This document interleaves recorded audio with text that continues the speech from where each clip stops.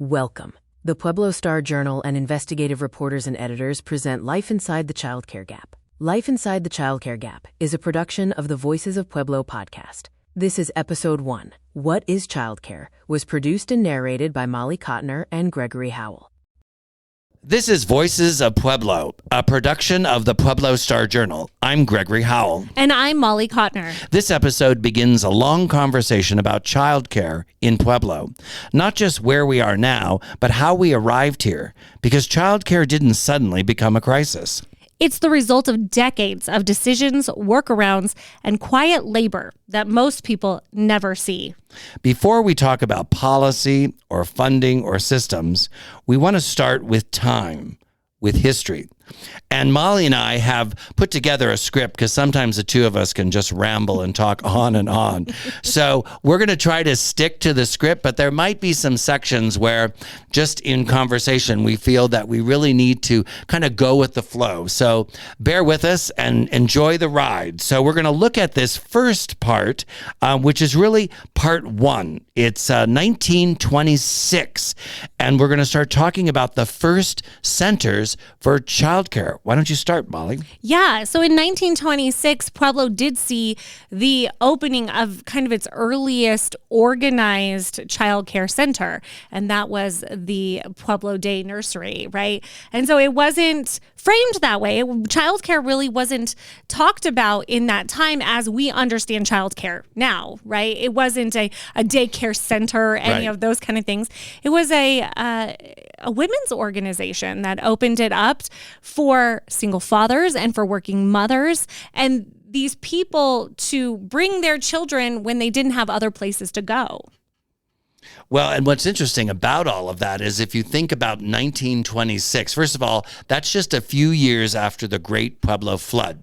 So 1921, for those of you that are perhaps a first-time listener and you don't know the story about Pueblo, if you have visited Pueblo or if you've lived in Pueblo, 1921 is one of those things that just everyone knows about. It's the year that the Great Flood literally and also figuratively in other ways, really destroyed the city. The entire downtown area was really destroyed. And in fact, many people to this day really say that Pueblo has never really recovered from that great disaster. So Pueblo was an amazing industrial city. You had steel, you had rail, you had agriculture, domestic labor. Families depended on multiple incomes, and someone had to care for children during long work days. Absolutely. And you're also dealing with the kind of labor that we had. To what your point is, this is long hours, and we're talking about working families. And so also, I think it's really important to realize how children were constructed during the day, right? Not necessarily in the same ways in which we construct children now. So children were important, but they also were an extra burden on the family. And if you did work for the steel mill, there were kind of pros and cons. If you were an employee of the steel mill, oftentimes, especially in the mining communities, but even when you start looking at Pueblo, you lived in company housing. You went to company schools. You went to company stores. I mean, literally, the company was your safety net. Mm-hmm. So there were all of these different types of kind of support structures. And the other thing, which we're going to get into a little bit more, is just the unique nature of the steel mill had 40 languages spoken. So when you've got 40 languages, that means just dozens of cultures. So there's always been this kind of unspoken, this invisible kind of multi-generational, intergenerational kind of safety net that serves as kind of a bridge. It's like gap care. I just made that up, but it's like gap care. I mean, there was a need, and of course, who are you going to go to first? Especially if you've just arrived, and my book called The Shores of Pueblo, if you've just arrived on the shores of Pueblo, who are you going to look to first? Absolutely. You're going to look to your own people. Mm-hmm. The people that speak your language, the people that came from your same homeland, the people that you live in your neighborhood with. I mean, that's kind of where you're going to want to go first. That's going to be the first safe space. And if you're not a single person, and many times it was the single gentleman or the single woman that would be on the journey for employment, and then the family would come later. But once you had the family there, and especially if you had grandma and grandpa, you had aunts and uncles, everyone was there. So I think that's the other thing when you start talking about 1926. What was it like? What was the community like? What was your neighborhood like? We knew the work was hard. Yes. Especially those first two generations. It was brutal. I mean, it was really brutal. All of the great successes kind of came later, with the third and fourth generations, because they all moved to better neighborhoods. They were well educated, so they became doctors, teachers, lawyers, what have you. But those early years, childcare really was kind of a unique thing. And like you said just a few minutes ago, it wasn't really defined the same way. So it's kind of amazing that we uncovered, in our own research, that Pueblo was already thinking about how do we take care of the kids? How do we take care of the kids? And what does that look like? And really kind of building it into the infrastructure. And I think, as time goes on, and we could definitely get into like a history lesson, but as time goes on and we see the ways in which society changes and the ways in which the economic realities change, we start to see throughout time that childcare really does become something that people are starting to think at a bigger level, right? Yes. And what does this mean? But I think when we jump kind of forward, and I'm taking quite a big jump here, but just to kind of get to more of our point about when do the realities of what happens with childcare really come into focus. Yes. And I think that many of us can agree that the pandemic was one of those situations, right? We've always had kind of these moments and times, but I think the pandemic really gave us very stark realities of what happens when infrastructure falls and what happens to the children. Yeah, exactly. And that's when all of a sudden, sadly, this is true not just of a pandemic, but whenever you have, especially man-made disasters, but even natural disasters, it shows you where all the gaps are. Absolutely. All of the invisibility becomes very visible. So, and I come from a family where my mother, who is a very well-known early childhood developer expert. I mean, she literally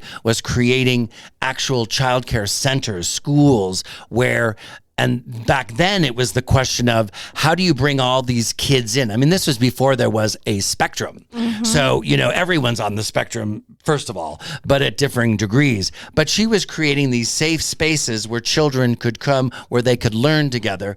And with the notion that children just need to be children. Yeah. I mean, when you talk about the actual environment. But the one thing that was really critical, and this leads into why the pandemic was such an eye-opener, is I have always thought, because of my mom's teaching and just because of what we tried to do in terms of providing childcare in different ways, similar to like providing homeless shelters or unhoused people shelters, all those different types of places that really are providing that gap housing, that gap education, that gap care. I keep on saying gap care. I like that. This gap care. I do like that. Gap care. But the one thing that I always come back to, which was one of the biggest frustrations that we had when we started what was known as fair care. So during the pandemic, there was a false choice that Pueblo first responders had to face. So if you were a first responder, one of the parents, because the schools were shut down, but first responders, they still had to go to work. Well, if you have two parents that are first responders, what happens to those kids? One of those parents has to stop. So that was a false choice. Yep. So there was a group of people, we got together, we actually made a presentation before City Council. City Council did not understand what we were trying to do. They thought, what are you guys trying to do? Trying to open childcare and go around all the rules about opening up? And we said, no, we have a false choice out there. Mm-hmm. So what really became evident is, and this is what I learned in my early years and through my mom's just constant teachings, is that childcare is infrastructure. We talk about roads. We talk about bridges. We talk about sewage systems, water systems. All of those things are necessary. If you're going to work, You got to have roads. You've got to have bridges. You've got to have all of that. Well, childcare is the same exact thing as a road, as a bridge. If you are going to work, you need to have that. It's part of that built infrastructure. And we never really thought of it that way. So to make a very long story short, what we did during Fair Care, we opened up 2 schools that were closed. And we actually hired substitute teachers. So it was workforce development. And we had cohorts of 5. So literally these 2 schools from morning, noon to the evening, they got fed, they had substitute teachers, and families. This was the most beautiful thing. So say, for example, you have a family and you have a 1st grader, a 3rd grader, and say a 5th grader. They were able to be in the same cohort together because families kind of know, the younger sister knows the older sister, the older brother or the younger brother. They all kind of know where they all fall in the scheme of things. You know, who's smart, who's maybe not so smart, you know, who's on top of things, who might need a little bit more help. So it was beautiful to see that a substitute teacher who served really as kind of a tutor, a mentor, really hands-on, was able to take that situation, was able to create a safe environment where same family, or even if they were different kids, they had the same mentor that they went back to that understood the situation. We fed them breakfast, lunch, and sent them home with dinner. So they literally got exercise, they got nutrition, because nutrition is one of the biggest problems we have regardless. This just happened to be something that was so beautiful. And the cost was about $11.80 a day per child. And we literally did this at 2 schools during the pandemic. And I'll never forget the very first day when we had first responders driving up with their kids in tears, saying if this wasn't available, they don't know how they would have been able to survive. Because they had a 2-income household. And if those kids, you know, who's going to take care of the kids? If you don't have a grandma or an aunt or a neighbor that can step in, this particular program filled that gap. But that's really, as you were saying earlier, the pandemic is when, oh shit, what are we going to do? Yeah, it exposes a lot of like our structure as a society. And I think what we saw within all of this as well is these really wonderful programs that come out of community support. We're also seeing that people that we forgot about, right? The ones that get left to the margins, they're the ones who are holding the fort down, right? They're the ones who are stepping in. They're the ones who are making things happen outside of kind of this regulatory agency above us. Right. And that was really fascinating. We also saw, though, that without that infrastructure, we saw the crumbling of things. But you know, kids started going home and they're doing school on Zoom and they're taking care of their little brother and sister who's also taking care of Zoom. But there were a lot of families who didn't have access. And so we saw a lot of gender disparities about who had to leave work. That was huge because all of a sudden women have made such progress in the workplace. And then all of a sudden it's like, well, all of a sudden the women are the ones who are going to have to give up everything to actually take care of the kids. To bring home and take come back. That was one of the biggest things that we faced. I mean, that was, and there you get into the gender kind of, at that point it's like, okay, let's have a serious conversation here, you know, and that goes way back before all of this. But when you start talking about care, I mean, who ultimately becomes responsible? Exactly. Right? Is it the state? Is it the family? Is it the street? Yes, I mean, the street. Quite honestly, and I think that these are the questions that really have guided us. Like, what is childcare? Like, who's responsible? Right. Who gets left out of the definition? Who gets placed as the authority of the definition? These are like the things that are that I think piqued our interest and why we are kind of coming into this this new era of all the things that we're going to be talking about. Right, and that's where and basically, you know, you're probably wondering, why are we so passionate? Why are we talking about? Well, I mean, both Molly and I mean, we're educators. We both teach at CSU Pueblo. We've both been very much active in the Pueblo Star Journal. But what really happened, and of course, this kind of talks to the whole survival, shall we say, of local news. When we started the Pueblo Star-Journal back in 2021, it's amazing. We're in year 5, and we can't thank you, our listeners and our readers, for your ongoing support. But one of the things that we've always wanted to do is we've always wanted to do more investigative, more deep dive reporting. And one of the things that I have been so passionate about, and that Molly has been so passionate about, is we care about the kids. We care about our youth. And we've always tried to. We didn't have a problem when we started the Pueblo Star-Journal, because our biggest super fans when we started were in their 70s, 80s, and 90s, because they remembered the Star-Journal as being that evening afternoon paper.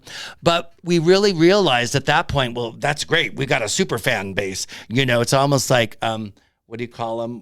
When you talk to Taylor Swift, Swifties. Oh yeah, we had our own like Swifties. I mean, yes. These were seniors who were meeting at the library, waiting for the Star-Journal to arrive so they could sit around and have coffee and talk about it, which is a beautiful thing. But then again, we've also realized over the last 4 years, now in our 5th year, that we want to meet younger people where they are. So we started to look at, well, where are some of the funding opportunities? And we wanted to build trust too, because we're a service and deliberative newsroom. We're not your typical, you really can't compare us to newsrooms of the past, because what we do is we're very transparent, we're very civic minded, but we actually serve as a bridge. We're like an advocate. So when childcare kept coming up, we kept talking to people in the community. We'd have community talkbacks. We'd have these opportunities, whether it was just responses to our social media posts or responses to our stories. I know I have always wanted to continue that conversation about childcare, because at one point when Colorado passed legislation for universal pre-K, all of a sudden that became really important again. So we started looking at funding opportunities, and there was a funding opportunity through Gary Community Ventures, which is a firm in the Denver area that was given the task of putting out an RFP, and that newsrooms were to apply with their kind of ideas of, how would you tell, the childcare crisis in your community in kind of a cohort situation. So we made it literally all the way to the end and beyond. I mean, we took it so seriously. And I think Gary Community Ventures also really felt that we were onto something. Yeah. That we were talking about something that was not only so important to Pueblo, but that was really an integral part of understanding the childcare crisis universally. And so we were literally, in the end, there was no decision being made on who were the winners. And the director kept calling us back saying, well, hang on, we're past the date. We're digging more. We're trying to find some more money. There were all these different excuses. Well, we realized at that point that regardless of whatever happened with that particular grant, we were going to do it anyways. Yeah. And then, of course, we found this amazing opportunity, very competitive, the investigative reporters and editors, which is a really highly competitive. In fact, I'll let Molly talk about the competitiveness. But we made a proposal. We took what we originally proposed. We'd had more time to think about it, and we really focused. And this was specifically a grant just for our newsroom and how we wanted to approach the childcare story. And I'll let you, Molly, what happened? Well, yeah. I think to even talk about, what even got us to, to where we are now, and with the investigator reporters and editors, is also like this deep passion that we really felt. I think that we really felt that this story was something that needed to be told. And we've been very deliberate in recent years, as you mentioned, about really honing in on like what is our responsibility. Right. And also, as people who really want to take care of our young, who believe in the passion of our youth, but I'm also a mother. Yes. Yeah. Right. And I think that, you have firsthand lived experience. and many times, right, have, had to say, oh, I need to be 5 minutes late to this, or I need to do this because I've got to arrange childcare. And, and I'm one of these people that falls through the gaps, right? I do not take my child to childcare for a lot of the reasons that we're going to talk about in this thing. And my mother, who's 76 years old, often carries that burden for me, right? Well, and mothers, it's unconditional. It doesn't matter. It doesn't matter how bad their kids are. The grandkids, they're always front and center. They're always front and center. Yeah, she all of a sudden has McDonald's money. You know what I'm saying? And but really, so when we really carried this passion into IRE, and I think that was something that really shined through, and we said we are dedicated to this series. We are dedicated. We are a unique community. Right. We are a community that has been built in resilience, but also we are a community that is being overlooked. Yes, right. Without a doubt. That we have massive gaps here, that it is causing an infrastructure crisis, that it is a crisis, and people are struggling, and our children are getting bombarded with this in the process. Well, and that's the thing that bothers me more than anything else is then children are currency. They become currency. These little, they're these little pawns in this greater problem. Mm-hmm. But we do need to give a round of applause because Molly she's very humble, but only 2 people in the United States got this grant, and we were one of 2. Yes. So here's a big applause to Molly. Thank you. So, it's amazing. We need to put credit where credit's worth. But you know what? I think what really probably, we got the grant, so clearly we said something right in the narrative, but I think it was just that the way that we were approaching, the whole series, because we'll get into this in a little bit, but we've got 6 articles, we've got this podcast, and then we're actually going to do, because both Molly and I have a passion, and myself serving as kind of managing editor for this project. Because I need a compass. But Molly is going to be the lead investigative journalist, and that's how we wrote the grant, and that's how the IRE, the investigative reporters and editors, that's the way they like these projects to unfold, and it's co-branded. We get to do everything. And the reason why we're doing this podcast today, in fact, February 6th, is because the actual series launches tonight. And it's on the cover, and it's an amazing story in terms of the arc. But we were really pleased that we got the grant because, it can be sometimes frustrating. We're just a hyper-local nonprofit newsroom. We do not have any paywalls. You can access everything that we've ever created. You don't have to all of a sudden find this pop-up and you read the first paragraph and you want to read the second paragraph, but you can't get to it because you got to buy a subscription. We're not that way at all. Everything is accessible. And because we started as print, then we went digital. We've got social media, we've got podcast, the audio component. And now we're actually moving into video news broadcast, which we really want to start doing more of documentary style, mini documentary, and our new Mojo, which is a whole other podcast for another time. But that is a dedicated platform that started as a news literacy project, which is now going to enable our youngsters, our younger audiences, our younger storytellers to actually tell stories from their own neighborhoods. And we're going to teach them because we have given up. The smartphone is not going anywhere. Social media is not going anywhere. And if we're going to meet younger people where they are, we need to meet them where they are with their devices, but we're going to show them how to, because what is universal is when you start talking about those core principles of journalism, there are certain things that are steadfast, foundational. And we're going to get into all of that. And I'm really pleased, and we'll talk about it later, but we do have organizations, institutions in Pueblo that are allowing us to take Mojo into the classroom. We're going to be doing pilots, case studies, but we really do feel like this is the next generation. This is the next step. Literally and figuratively, we're going to actually kids are going to be telling their stories instead of reporting on stories of other people. They're going to be telling their own stories of what they're doing. And I think that's also integral to this series, because that is something we are integrating into the series. And also I think that this is a change for the Pueblo Star-Journal.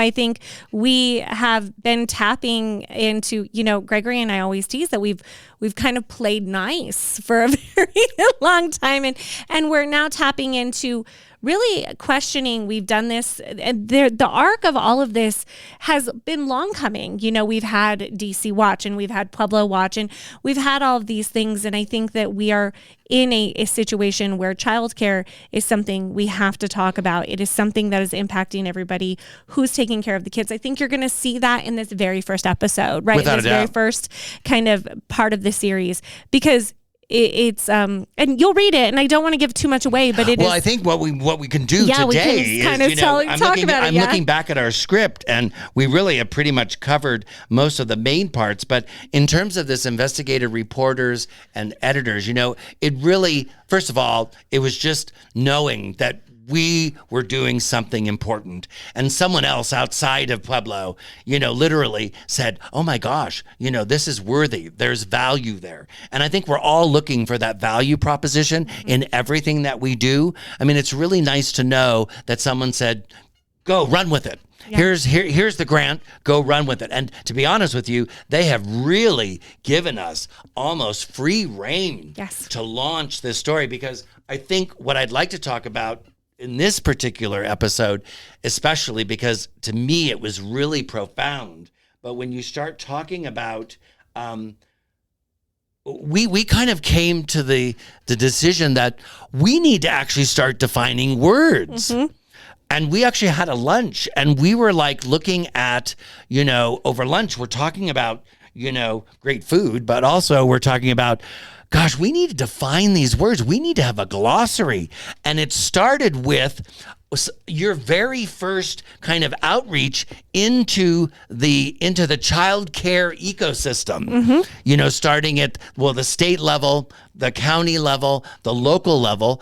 And we decided we need to define what is child care. What is child care? Not only in terms of childcare as we know it, but we even talked about, what word do we use? Yes. And so, I'll let you, this blew my mind. And what I love about it is it really gets back to that whole notion of childcare is so essential, so intricately woven into the daily workings of our local culture here, that we needed to define what is childcare. And what did we get back from the state of Colorado? Yeah, well, so I think that's because this was also a big thing about transparency for us as well. Right. How am I supposed to do an investigative series when we haven't even defined what this thing is, right? You can't investigate something you don't know what it is. Right. And of course, we all have our own versions of what childcare is. Right. And I think that's the key, right? And that's exactly what we found. And so, who better to tell us than the state, right? Right. And we're being journalists. So we have AP Style. We have all these different resources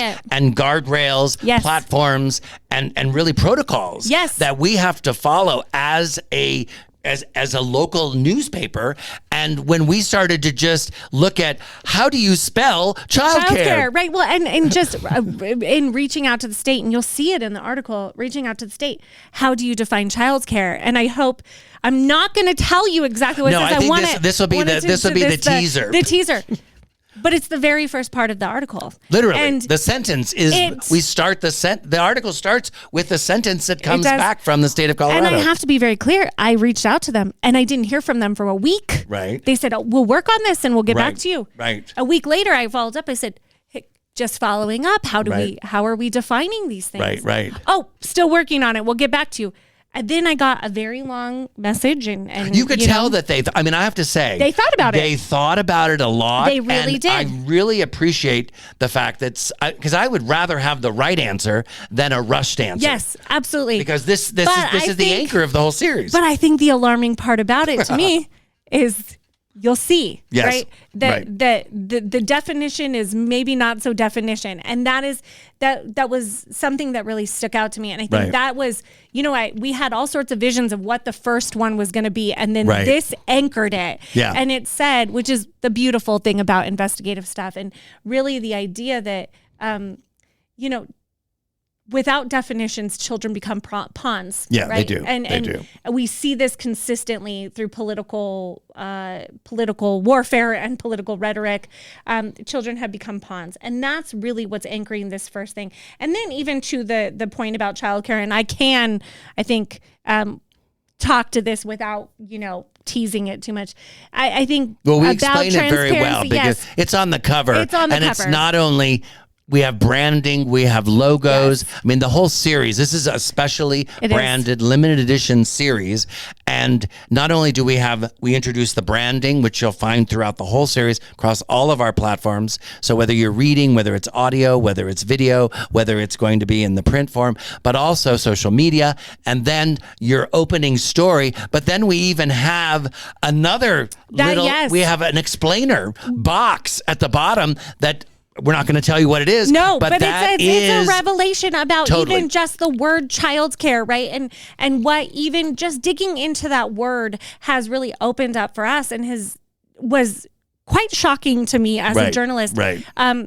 Just what I'm receiving from the authorities, the people we're supposed to listen to, but also even our own guiding AP authorities. That's right. Who tell us how we are supposed to write, and how we're pushing back a little bit. And I think that's honing to our advocacy journalism and what we do and what childcare is. And I'm excited for it, and I'm excited for what we uncover. I think I get to be on the ride with our readers, and that's exciting. And AP literally publishes a new edition every year. Yeah. And words change. And what I love about what we're doing is, first of all, we're honoring and recognizing that words matter. Words matter. And we're starting with that. And I hope that in the future, when you look up childcare, there's going to be another explanation. Like you go and you look up a word and it has 3 different definitions depending upon its usage. Mm-hmm. I'm hoping, and I think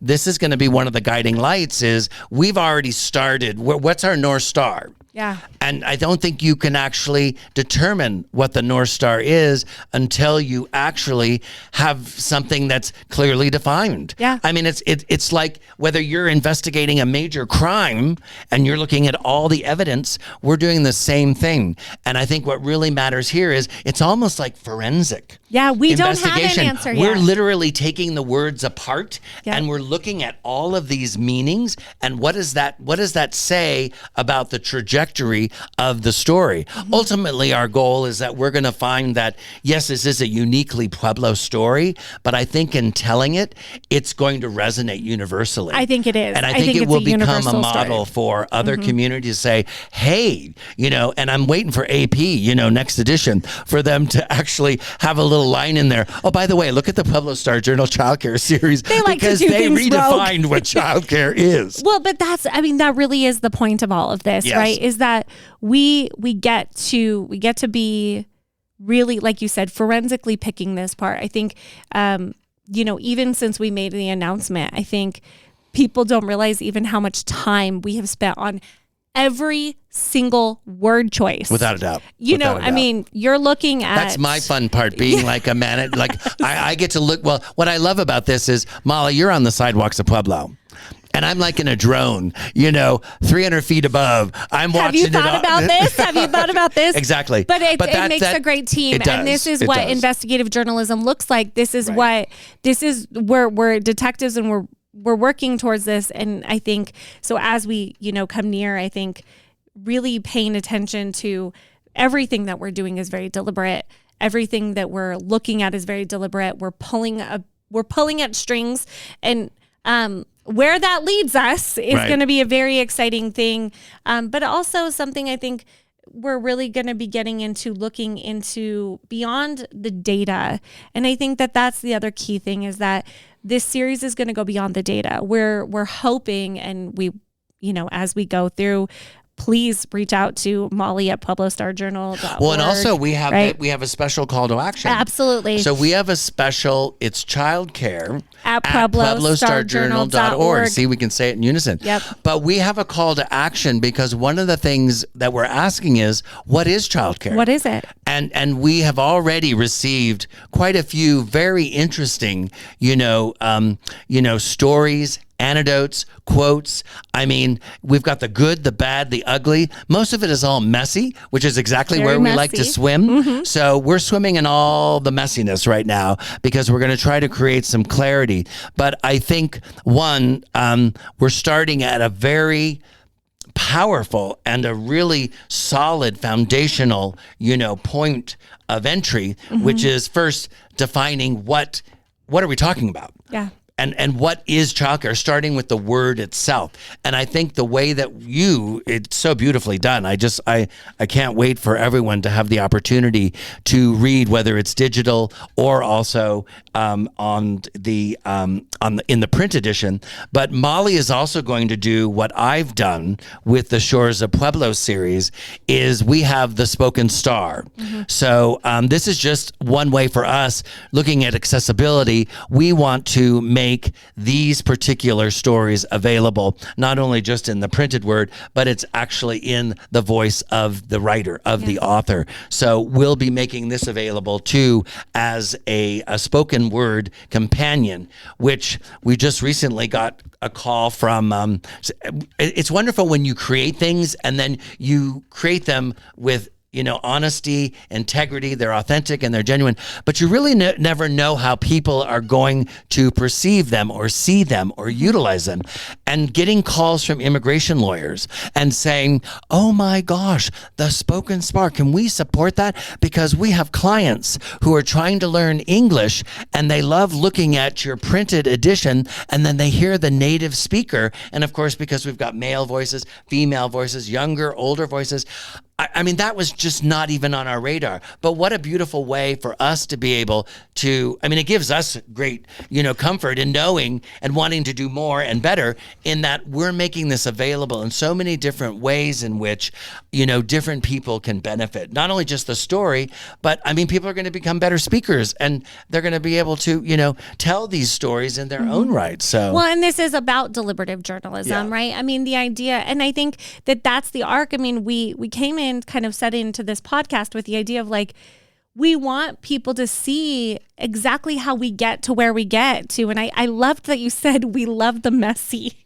because this is exactly where all of this. It's the only place I like to be. It's always this. It's always, for us, it really is this jumble of mess of wow, we're really doing Mojo and we really care about kids, and oh man, I got to find childcare. Wait a minute. Did you ever think about the childcare? Childcare isn't working. Oh my God, wait, look at this RFP. There's these if you could sit in a room with us, I always tell people, I wish you could sit in a room and see how in 2 hours we can get from here to here. Right. And because everything is so uniquely, worked through as a team, all of us as a team. Right. I was talking to you and your work with Shores of Pueblo, and that's where we found out about. Oh my gosh, I forgot about that. That's how we found out about the early daycare. I was doing a deep dive in the 1920s. You were doing a deep dive. And we didn't even ask. We were literally probing this database and digging in, and then it all of a sudden came back, and that was a formative thing in 1920. It was huge. And there we go. It was just. So this is exactly how our newsroom works, right? Yeah. Everything, the arc is always happening.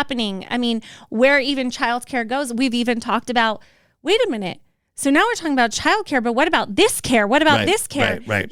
I've spoken to Bree about budgeting. Right. And what does this mean for children? And I'm hoping we can bring Bree in here as well as we move on this childcare series about all of this is so integrated, and Pueblo Star Journal is so good. We're such a beautifully great small team that we really work with each other, and things that seem so disconnected with one another are very deliberately integrated with one and there's another. So many assumptions. So you say child care. Yeah. It's been around since the beginning of time, since children existed. And you had, who knows what family structure, going back to when we lived in caves, was much more matriarchal. There was probably better systems back then than we have now. Once we crawled out of the caves, we really have gone downhill. Things are bad. But at the end of the day, what's so amazing is we take it for granted. You say the word childcare, and there are so many assumptions. So many. And I think that is oftentimes what happens with policy. Yeah. It gets lost. And I always use I use it all the time. Noise and swirl. Half of our day is noise and swirl. And what we're trying to do with this whole series is, because we know how important childcare is. Yes. And it literally makes or breaks, especially when we look at costs right now. Well, first of all, just costs of childcare are ridiculous. And then we start looking at just where people's salaries are. And if you are going to try to pay for childcare, that means that in most cases, it's not going to be one salary, but it's going to be two salaries. I mean, I still don't know how families do it today. It's just, and that's why we've got Bree doing her Bree on a budget, trying to help out everyone. But at the end of the day, we really take this very seriously. And I think what gives me great comfort and great pride and joy, not only in seeing that you get the grant, but also that in this investigative reporters and editors, IRE, they actually saw that. Yes. In what we want to do. And that there were only 2 in the nation that got this, you being one of them. Plus, we get to go back to Washington, D.C. in June. We do. And there's going to be an opportunity for us to present some of the findings. So, do you want me to just wrap this up here? Yeah. And what else? Do you have anything else you want to share before because this is just the one of many that we're going to be having in the series. And we're really thankful that we're able to utilize a lot of these different technologies because we don't know where everyone is getting their news. And so we just hope that this becomes an additional tool where we can only say so much in the written story. Yeah. So, and that was these are like the behind the scenes. What was the reason we started Voices of Pueblo was it was beyond the print. Yep. It was, we can go maybe 2,000, 3,000 words. I mean, we could go much further, but that's not the point. We wanted to take that story beyond. So and show the work. And so, coming up in this series, I think one of the things that we're very, very interested in is the work that's not being counted, the work that is not being counted on databases and in official figures. It's invisible, but it's visible. Invisible labor that is going into childcare. And so for anybody who is also wrestling with childcare right now, and we know that Pueblo, and we'll talk about this much later in the series, but we know that Pueblo is experiencing a major gap. So I'd love to hear from you if you are somebody who is really feeling the pinch from that gap from childcare centers. If you've had bad experiences with childcare, if you are somebody who is carrying that invisible labor load, maybe you are helping take care of your grandchildren. Maybe you are taking care of your nieces, your nephews, your neighbors' children, whatever that is. I would love to hear from you. I want to hear your story. I want to integrate that into our investigative piece. And they should also realize that if they're actually, because there are some really amazing things that are happening that perhaps people don't want to share. Yes. But just know that what we've created is a really safe place. It's very safe. And I think even if you don't want to share, we don't need to put your names out there. We don't need to talk about where you are, but we want to know that deeper story. And I think that's what the heart of investigative journalism is. I think too many times investigative journalism stays at surface level and they rely too much on the state and they rely too much on the county figures and stuff like that. And I disagree with that kind of investigative journalism. I want to hear it from the people who are living the experience. Yeah. And like you said, that is done in a very safe way. Yeah. And we have a wide spread of experience that goes beyond just journalism, right? We're educators and we are people who study this stuff for a living. And so, please reach out at childcare at pueblostarjournal.org or directly to me, Molly, Molly at pueblostarjournal.org as well. I want to hear the stories. I want to get into the meat and the gritty and the messy. The messy. Love the messy. Well, I always have said that, there's the good, the bad, and the ugly, but it's the messy where I go because that is where all the humanity is in any good story. And this is a human story. Yes, exactly. This is a human story. Well, what I'm going to do is we have really covered everything that we wanted to do, but I just want to say that, first of all, this series begins with arrival, with the understanding that childcare has always existed here, even when it wasn't acknowledged. And that telling this story fully means honoring the past, examining the present, and asking better questions about the future. You're listening to Voices of Pueblo. This is the Childcare series. And as Molly said earlier, if you have a story or if you know of someone that's experiencing, childcare in the best, in the worst, in the messy, wherever it is, childcare at pueblostarjournal.org. Thank you for listening. You've been listening to Life Inside the Childcare Gap, Episode 1, What is Childcare? An investigative series by Molly Cotner. This is a production of the Voices of Pueblo podcast, presented by the Pueblo Star-Journal and investigative reporters and editors. This episode was produced and narrated by Molly Cotner and Gregory Howell. To learn more and to support nonprofit local news in Pueblo, Colorado, visit pueblostarjournal.org. If you would like to share your childcare story, reach out to Molly at childcare@pueblostarjournal.org. We want to hear from you. Thank you for listening.